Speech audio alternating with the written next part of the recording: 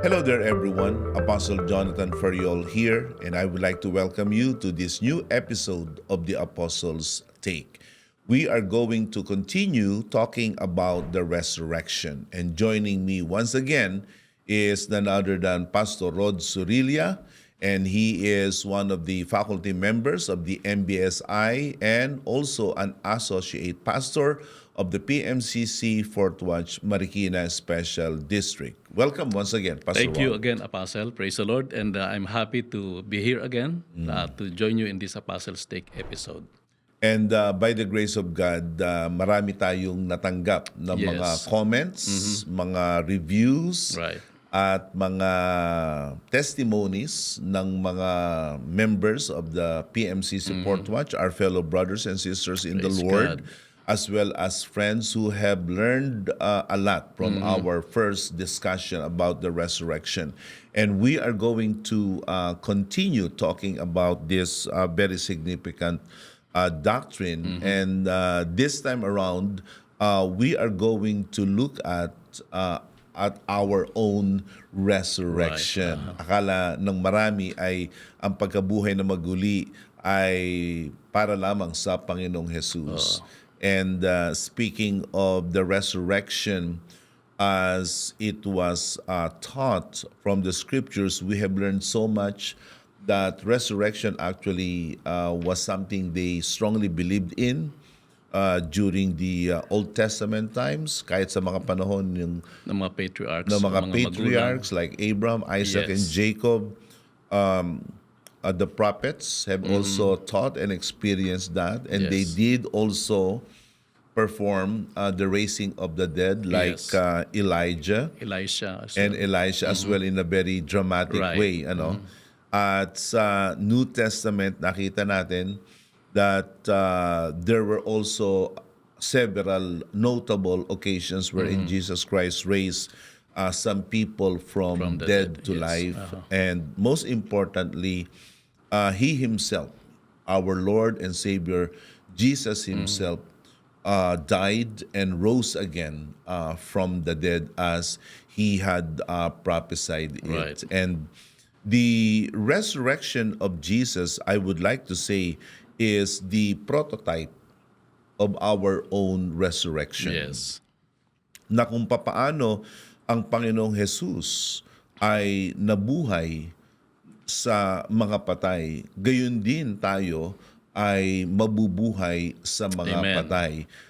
The Apostle Paul in the book of 1 Corinthians mentions that that is going to be the order, the sequence, Right. na bago mabuhay tayo sa mga patay, siya mismo ang unang mabubuhay sa mga patay. Yes. Siya ang tinatawag na the first fruit Yes. of Resurrection. the resurrection. Let's read that in the book of First Corinthians in chapter 15, wherein Jesus Christ Himself said that He is going to be the first fruit of the creation. Okay, I will read it in verse 23, Apostle. But it's in turn Christ the first fruits. Then when He comes, those who belong to Him. Then the end will come when He hands over the kingdom to God the Father after He had destroyed all dominions, authority, and power.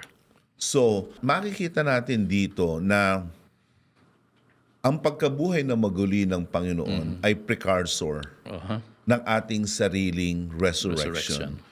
Purihin ang Panginoon. Amen. Siya'y nabuhay na muli. Right. Praise Dahil kung God. hindi siya nabuhay na muli, hindi rin tayo magkakaroon ng ganitong karanasan ng pagkabuhay na muli. There's no reason to believe our resurrection. Yes. Kaya sabi ni Paul, it's futile.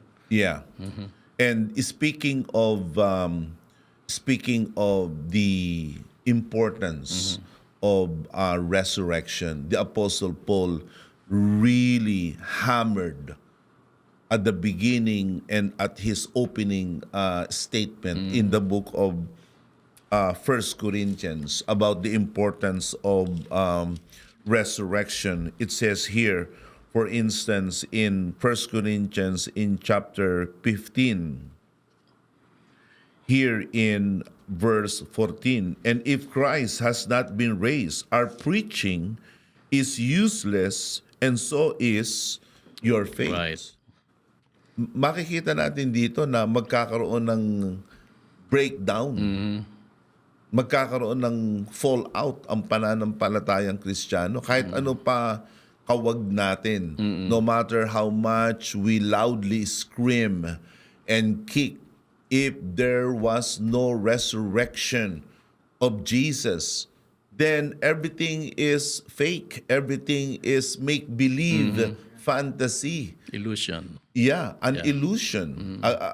Just a bad dream and nightmare. Kaya ang sabi ng Apostol Pablo dito, na ang ating pananampalataya ay magiging walang kabuluhan. Right. Wala na rin tayong ipinagkaiba niyan sa ibang paniwala or religion, we can say. Yes, it's unimaginable because the Bible says that the righteous will live by faith. So kung walang pananampalataya o kung walang pagkabuhay na maguli, walang pananampalataya, tama. Ano pa ang mangyayari sa atin sa buhay na ito? Kaya continuing on, Paul says that our preaching is useless. Maghanap na tayo ng ibang trabaho. Sabi nga, Ibang na lang, gagawin or what? preaching is going to be the biggest scam. If the resurrection of Jesus Christ did not happen. But then again, gusto nating i-cambio agad. We would like to make that shift. Thank God. Our preaching matters. Our God. preaching is essential because it is in preaching that the work of salvation is achieved. Kaya napakahalaga talaga ng pagkabuhay na maguli. And it's also continuing here in verse 17, if Christ has not been raised, your faith is futile. You are still in your sins. Yun ang mabigat nun. Yun ang kahindik-hindik doon. Right. Na tayo ay nasa kasalanan natin. We have no fighting chance against sin. Whatever is despicable out there from Satan. Wala tayong kalaban-laban. Very apostle. Imagine, come to think of it, we are sinners and then we believe in a Savior pero we have a dead Savior. I mean, how can He save us? A useless, inutil Yes. Savior without the resurrection of Jesus. But thanks be to Praise God. God. The truth of the matter is this, that Jesus Christ died and rose again. Amen. And because of that, we have hope. Yes. And we are not in our sins anymore.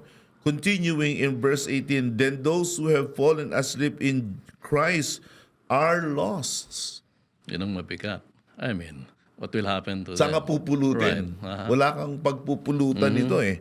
And in verse 19, if in this life we have hope in Christ, we are a people most to be pitied. Tayo ang pinakakawawa. I mean, Thank you, Lord, that He died and rose again. Kaya ang Thank you, mga Lord. mananampalataya noon, wala nang ibang ipinangaral, kundi ang resurrection eh. yun talaga ang highlight ng kanilang message. Yun ang hindi nila babanggit. Yeah, I remember last Sunday when I said that people today, this generation has a lot of information, but very few have conviction. Right. During the time of the apostles, they did not know much, but what they knew, such as the resurrection of Jesus, they lived and they died, Right. and they invested upon that conviction. And that is something that we must all possess today. God did not call us to be walking encyclopedias. He did not call us to be possessing AI-like knowledge about everything. But that few we know, those little things we know, that one thing we know about Jesus, we must live our lives according to it. And if necessary, even die for Right. it. Yan ang conviction eh. Paniwala na mayroong kang kahandaang pagbuwisan ng buhay. I think, Apostle, we can also say na kahit sa panahon nila, kasi marami na rin mga philosophers na nauna eh. Marami rin mga insight o wisdom ng tao. Pero ang mga apostol, hindi sila hindi sila parang natakot o kaya na nanliit sa malalaking knowledge noon. Sa kanila, it's pure and simple. The Savior rose again from the dead. Nothing more. Amen. And speaking more of resurrection, there are two kinds of resurrection. Right. Prophet Daniel spoke about it. Can you talk Yeah. more about that with regards to these two classifications of resurrection? So even before the Lord Jesus Christ appeared one of the prophet who spoke strongly about resurrection is this prophet by the name of Daniel. Sa Daniel chapter 12 verse 2, ang sabi niya, multitudes who sleep in the dust of the earth, that is the dead, will awake. So resurrection. Some to everlasting life, others to shame and everlasting contempt. So, maliwanag ho dito, Apostle, na meron talagang resurrection in general. Yung nga lang, others will be risen to everlasting life or eternal life. Pero yung iba, ang sabi, everlasting shame and contempt. So, there you go. In other words, there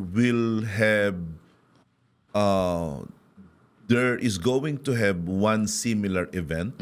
Let's just call it resurrection. Yes. But two very different destinies. Yes.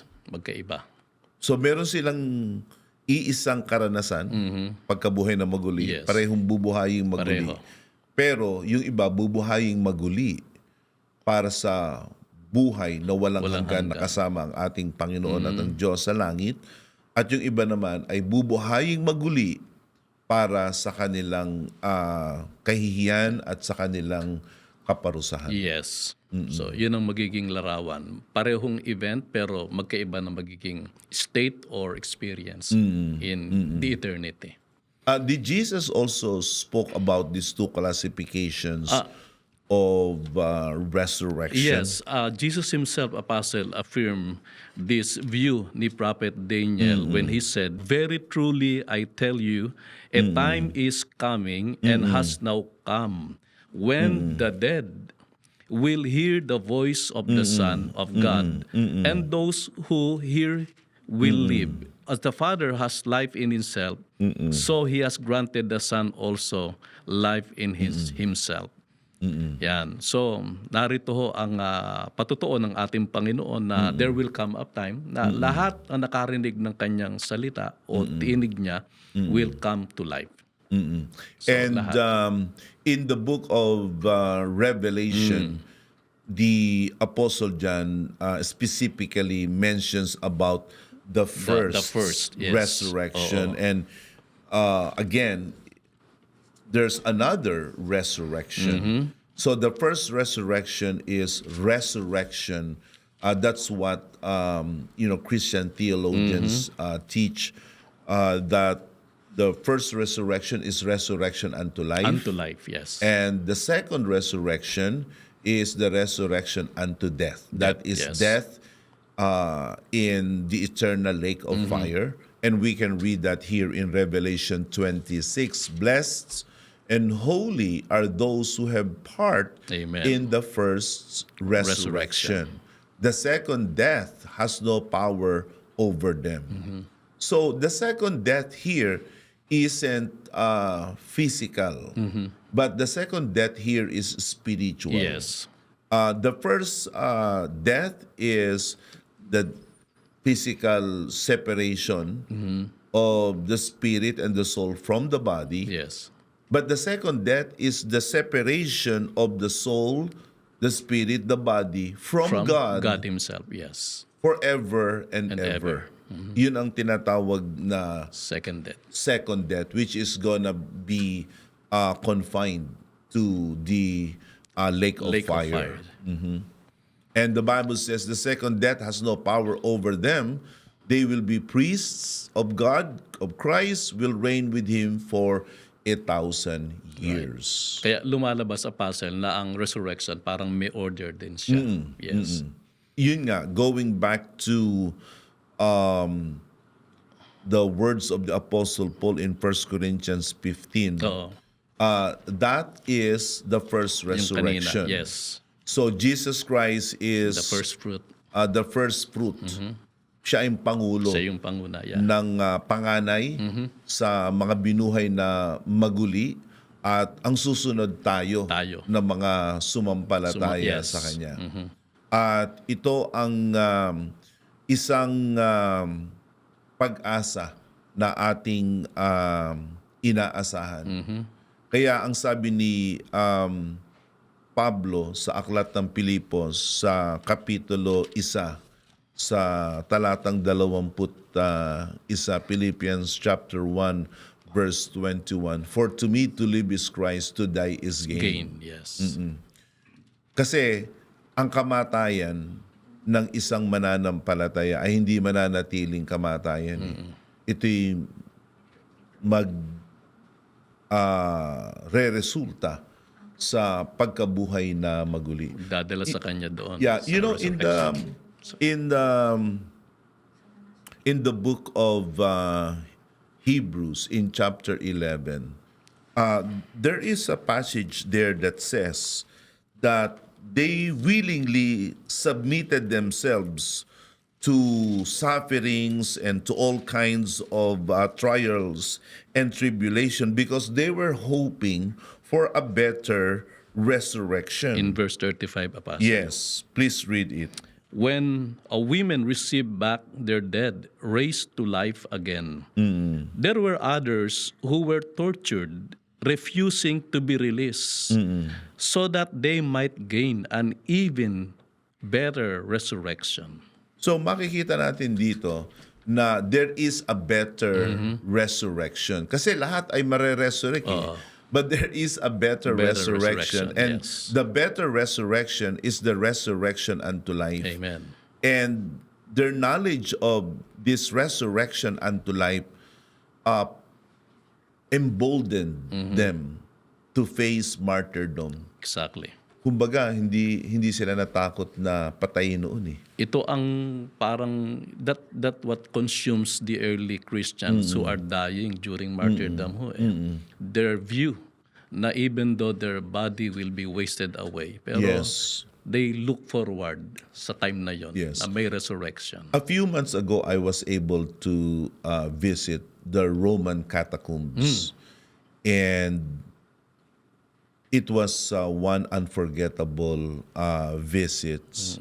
And the Roman Catholic nun who was the guide Okay. showed the earliest paintings of the Christians during the 3rd and the 4th In the century inside the catacombs. Because it wasn't only there they were buried, but they also lived there. They Really? also worshiped there.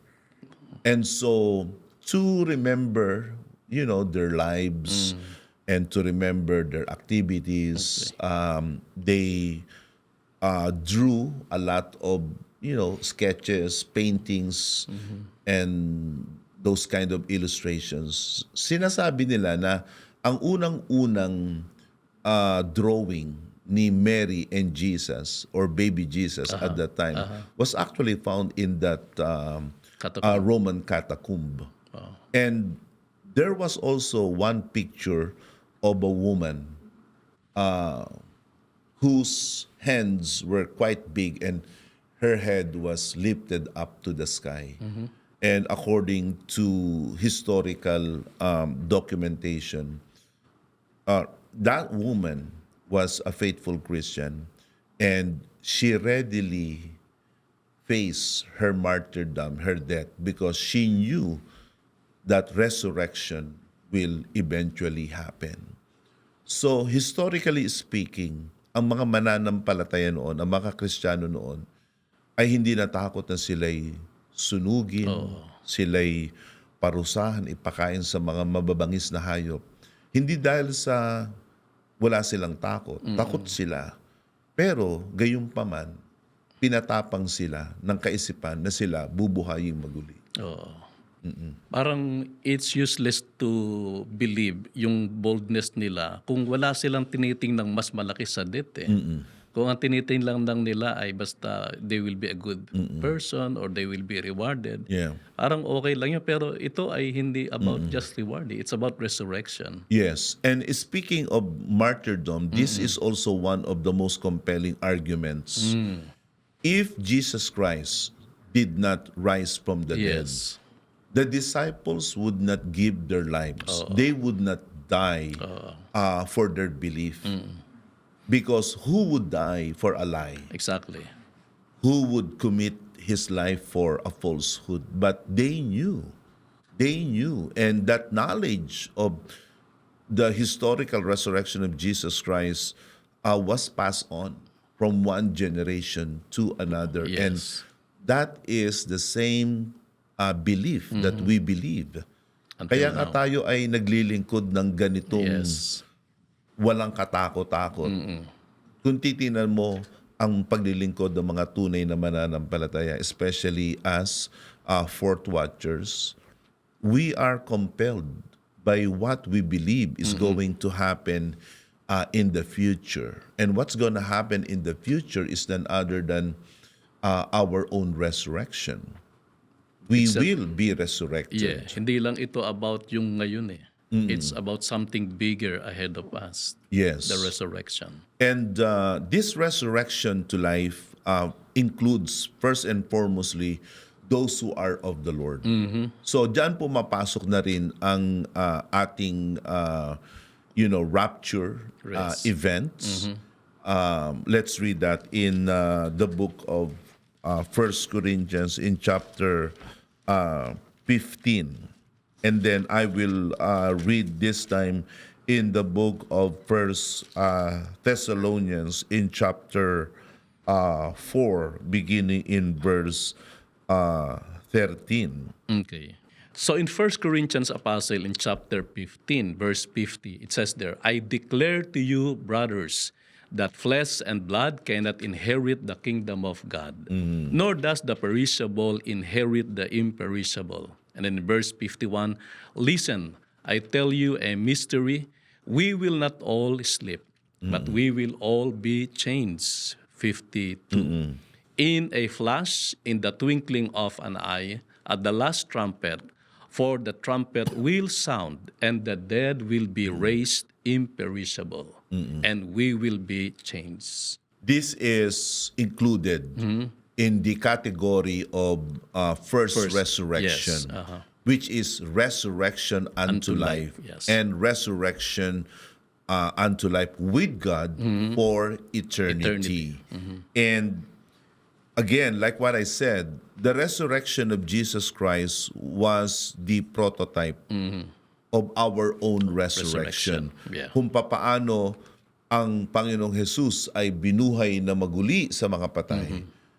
Gayon din, ang mga nangamatay kay Kristo ay bubuhaying maguli. Yes. In the book of 1 Thessalonians chapter 4, verse 14, it says here, for we believe Jesus died.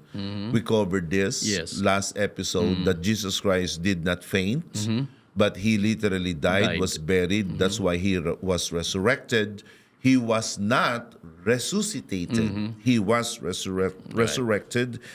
And so we believe God will bring with Jesus those who have fallen asleep in him. Again, this is still resurrection unto life. Yes. According to the Lord's word, we tell you that we who are still alive, who are left until the coming of the Lord, will certainly not precede those who have fallen asleep. Amen. For the Lord himself will come down from heaven Right. with a loud command, with the voice of the archangel, and with the trumpet call of God, and the dead in Christ will rise first. After that, we who are still alive and are left will be caught up.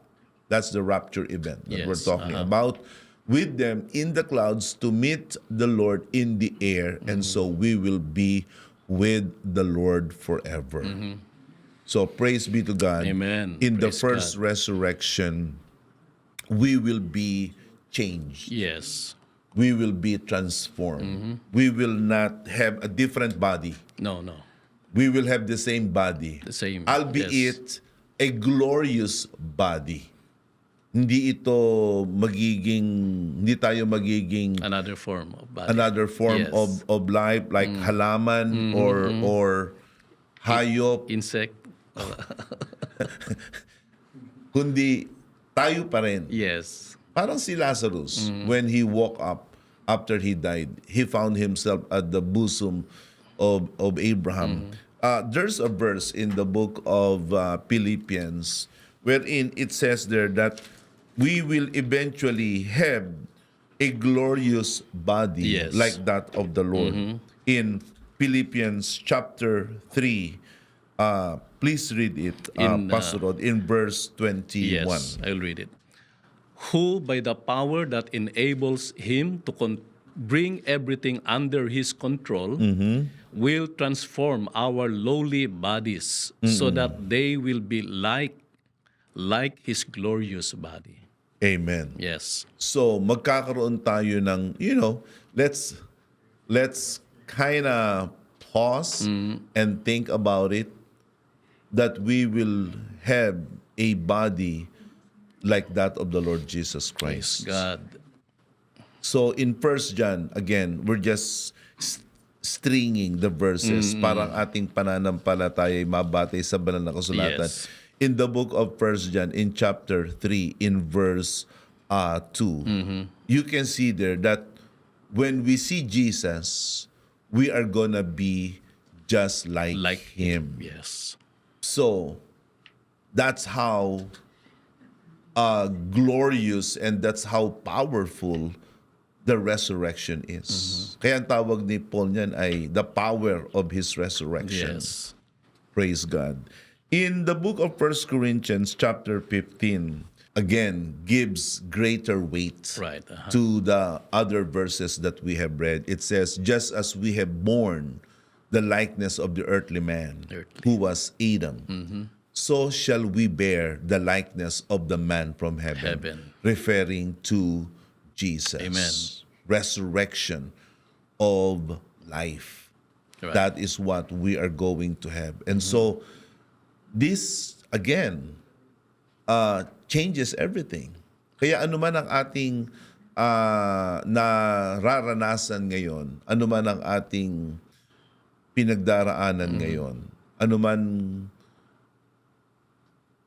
hapdi ng mga sakit na ating nararanasan ngayon, ay hindi dapat tayo magpalubog Right. sa mga ito. And I say this in the most sensitive and prayerful way I can, because the pain that people are experiencing these days, even amongst us Christians, is real. Talagang napakahirap ng buhay ngayon. And sometimes we think if the things we believe in have any correlation or connection with what we are going through. Kasi minsan, pag nasa church, parang ang lakas-lakas natin. Dahil maganda na papakinggan natin.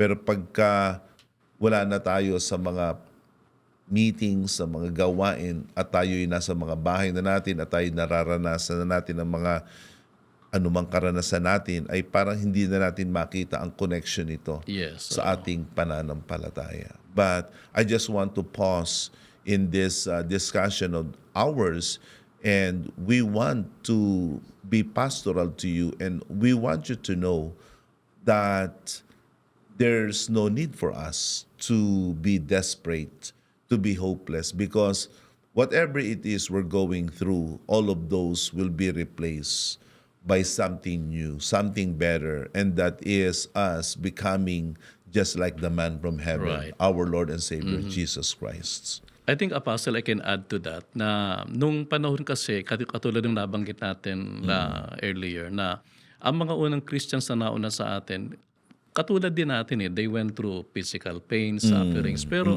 ang mas malaki ang kanilang hope at pananaw is the hope of resurrection in the future. Hindi naman Yeah. nila sinasabing wala silang problema, they will not die. Actually, marami nga sa kanilang naging martyr eh. But they willingly gave themselves. Kasi nga, ang tinitingnan nila, yung mas malaki. Amen. Yes. Talk about the second death or the second resurrection, which Right. is the resurrection unto Unto death. death. Okay, in Revelation chapter 20, verse 11, then I saw a great white throne and him who was seated on it. Earth and sky fled from his presence, and there was no place for them.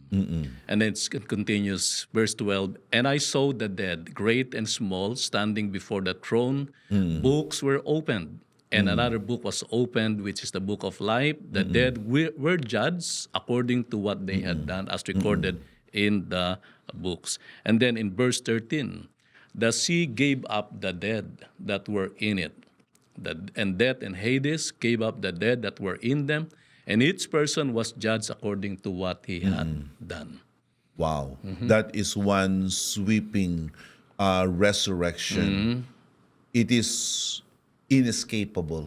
It is. Whether you have died from eons Yes. ago, from the old days, you will still be resurrected. Sa katunayan, may mga nagtatanong na papaano yun? Papaano kung abong-abong-abo ka na o yung tao? Well, the answer is, again, there's nothing impossible with God. If God was able to form us and create us from the dusts of the ground, Right. all the more He can also recreate or reconstitute our physical bodies even to its most basic constitution molecularly and cellularly. Right. Kaya tayong buuin ulit ng Diyos at kayang buuin ng Diyos ang tao at panagutin ang tao sa lahat ng kanyang ginawa Kumbaga yan, laban sa Apostle, Diyos. parang all we need to think again is how we were started by God. Wala nga eh, dust lang eh. Pero from dust, eto tayo ngayon. Yeah. So, again, this is a very sobering Right.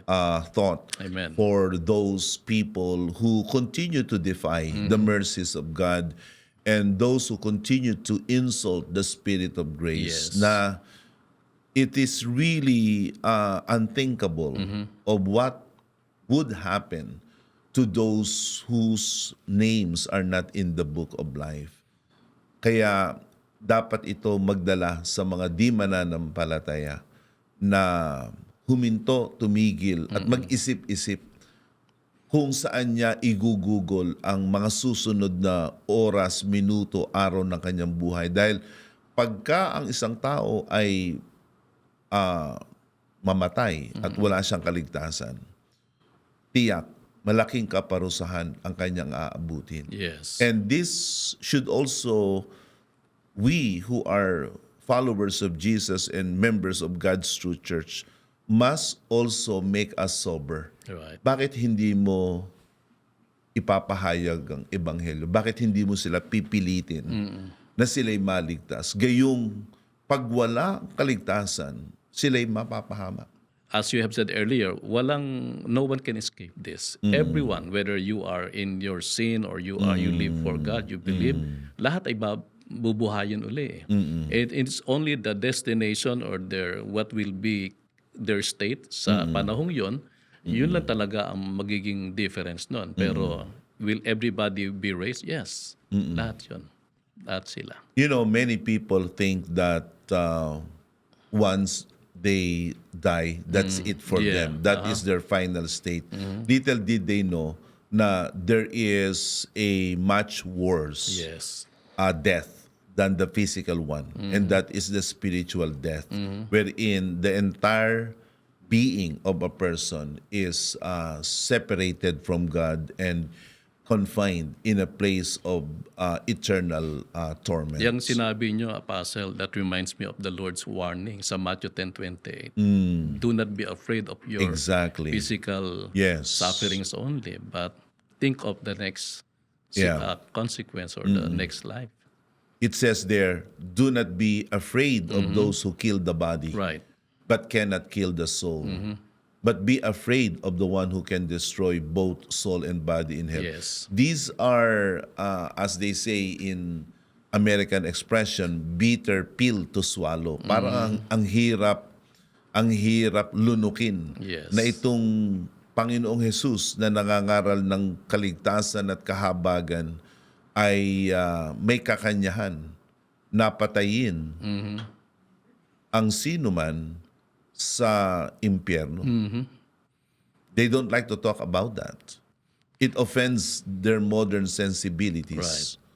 But then again, it is what it is as far as Jesus's words are concerned. So this resurrection should also make us think twice. Kahit sa ating mga mananampalataya, tayo rin ay merong resurrection, and that should impact the way we live today. And we should not think of our own resurrection as a mere afterthought na, okay, big deal, Yeah. ako'y ire-resurrect. Hindi yun ang inaasahan sa atin ng banal na kasulatan. Yes. Ang inaasahan sa atin ng banal na kasulatan is for us to sober up and to be more accountable and to be more responsible, since we will be resurrected with Christ. We shall be like Christ. So we might as well, while waiting for that resurrection unto life here on earth, we should be like Him. At yun nga ang ginagamit ng mga apostol. And even yung last message nga ninyo, last celebration ng ating Resurrection Sunday, na should there be one thing na dapat talagang mag-encourage sa atin to invest more, to serve more, walang iba kundi yun resurrection. In 1 Corinthians 15:58, Yes, 58. the resurrection of the believers must be an impetus, Yes. a force that must push us to serve the Lord without being rattled and moved by anyone and by anything. Not To God be the simply glory. the temporal and material. It's something bigger than that. Amen. Truly, the God that we are serving is the God of justice. Amen. And He is also the God of righteousness. And in His promise of giving us new life through resurrection, that should move us even more to serve the Lord, to love the Lord, and Amen. give our lives totally to His. It is our fervent hope and prayer, Pastor Rod, that this two-part discussion about the resurrection has somehow moved us and steered us to always think about what God is going to do with our lives. Amen. Our resurrection is waiting for us. It is just around the bend. Praise God. And even now, let us seek to know more about the power of Christ's resurrection. I remember the words of the Apostle Paul in chapter 3, verse 10 of the book of Philippians, wherein it says there that I want to know Christ's and the power of His resurrection, the power of His resurrection in the present life. Yes, our future resurrection, like what I said, is coming soon. But in the meantime, in the here and the now, we can live our lives empowered by the risen Lord. We can have power, we can have force, we can have enablement to be able to serve God with intentionality, with passion, and with zeal. The resurrection of Jesus Christ gives us the ability to endure all kinds of trials and tribulations. It is truly worth pursuing Amen. what Paul calls as the power of his resurrection. Yes. Praise the Lord. Kaya yan talaga, Apostle, ang magiging parang dapat pananaw talaga natin. Nothing more. We should never be tempted to simply follow the Lord simply because of small promises from here dito ngayon sa ating situation. But, let's look on bigger things na yun din ang in-embrace ng mga naunang Christians sa atin. Amen. Praise God. Amen. Thank you, Pastor Rod, for joining me in this two-part series the Lord. about resurrection. And I hope that you have also been enlightened and illuminated in this study. And I am hoping and praying that you and I will see each other once again in the next episode of the Apostles' Day. Praise Once again, God. this is Apostle Jonathan thanking all of you, including you, Pastor Rod. Thank you for My joining pleasure. me in this episode. Until next time, the Lord bless you all. Praise God.